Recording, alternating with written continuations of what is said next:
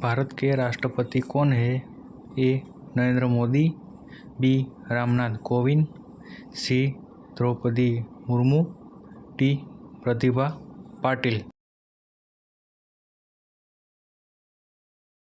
सही जवाब है सी. द्रौपदी मुर्मू जी।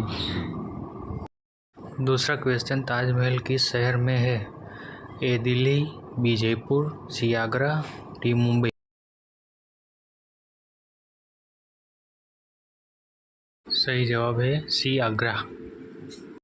तीसरा क्वेश्चन, कंप्यूटर का ब्रेन किसे कहा जाता है? A. Monitor, B. Keyboard, C. CPU, D. Mouse.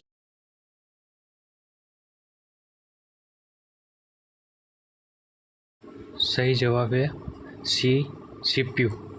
चौथा क्वेश्चन, भारत का पहला पीएम कौन था? A. Lal Bahadur Shastri, B. Jawaharlal Nehru, C. Mahatma Gandhi, D. Sardar Patel.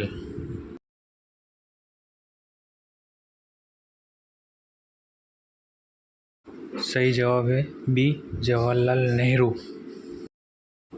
अगर वीडियो अच्छा लगे तो लाइक, शेयर और सब्सक्राइब कीजिए।